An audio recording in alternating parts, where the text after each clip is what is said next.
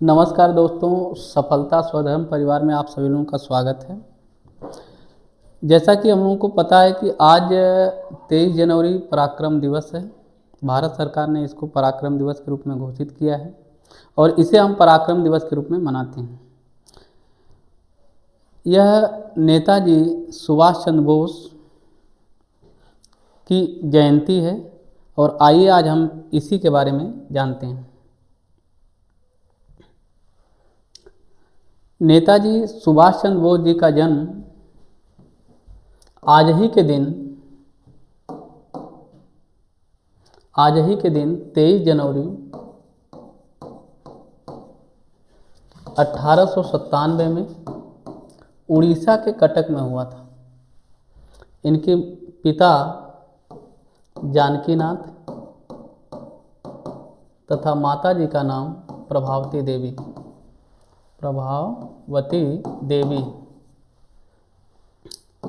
अपने माता पिता के 14 संतानों में से यह एक संतान थे। यह एक प्रभावशाली संतान थे। यह इनके जीवन पे कहा जाता है कि सबसे ज़्यादा प्रभाव इनके माताजी का पड़ा। माताजी बचपन में इन्हें वीरता की कहानियाँ सुनाती थी, वीरों की कहानियाँ सुनाती थी और उन कहानियों से बहुत ज़्यादा प्रेरित थी और यह भी चाहते थे कि जब हम बड़े होंगे तो अपने देश के लिए कुछ करेंगे, अपने देश की सेवा करेंगे। जब ये 14 से 15 वर्ष की अवस्था में पहुँचे तो इनके जीवन पर स्वामी विवेकानंद तथा अरविंदो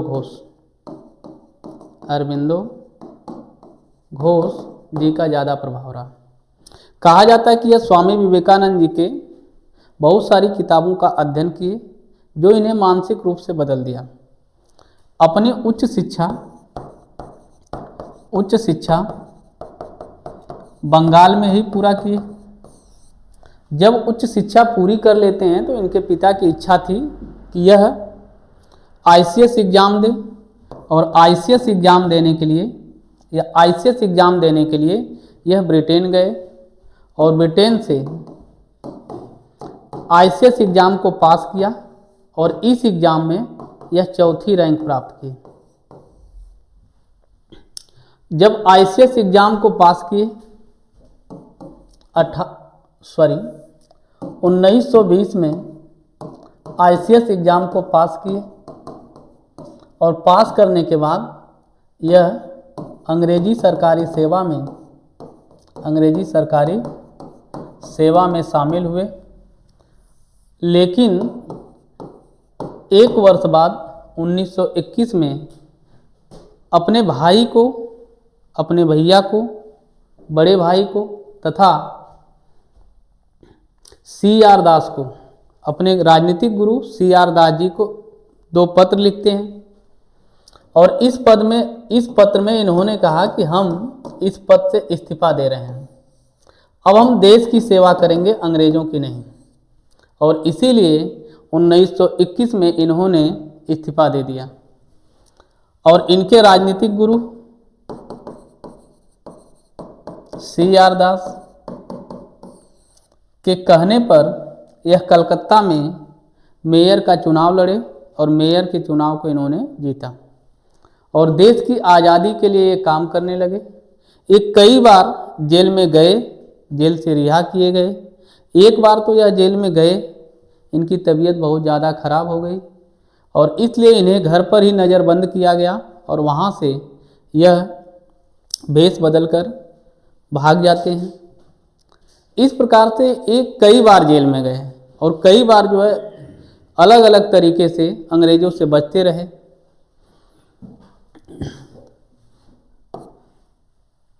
यह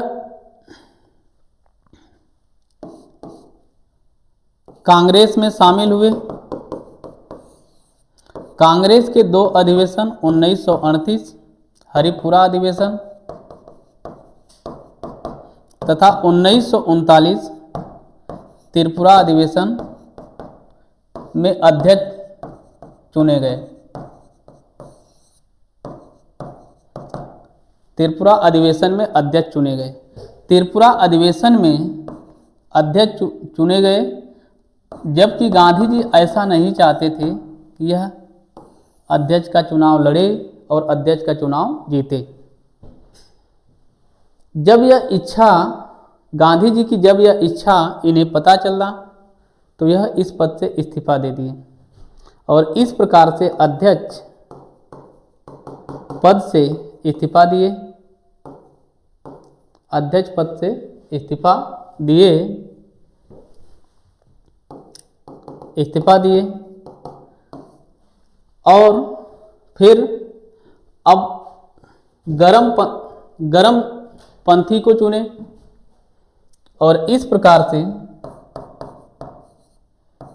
गरम पंथी को चुने और फॉरवर्ड ब्लॉक की स्थापना किए।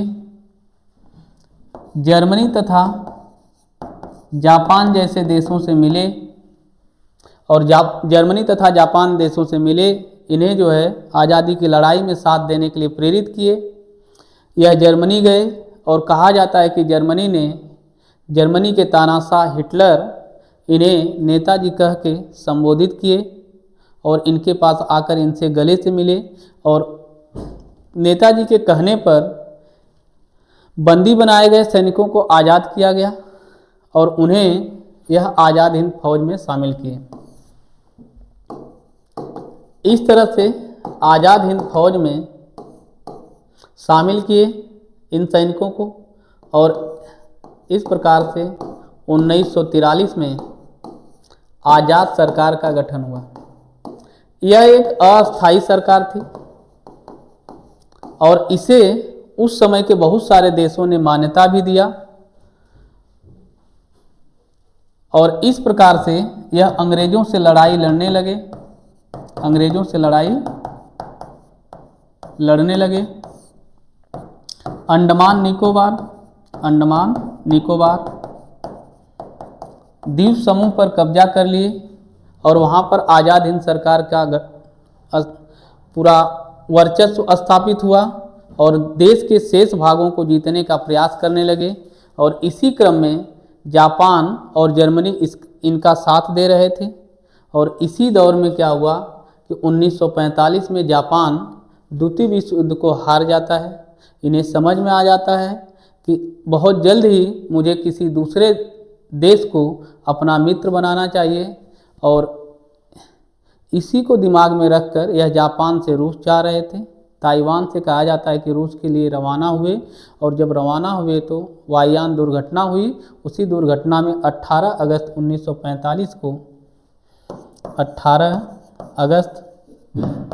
1945 को हवाई दुर्घटना में इनकी मृत्यु हो गई, जबकि यह विवादास्पद है।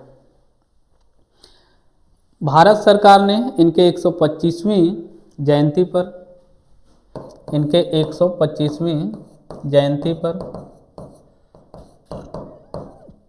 23 जनवरी को पराक्रम दिवस के रूप में घोषित किया।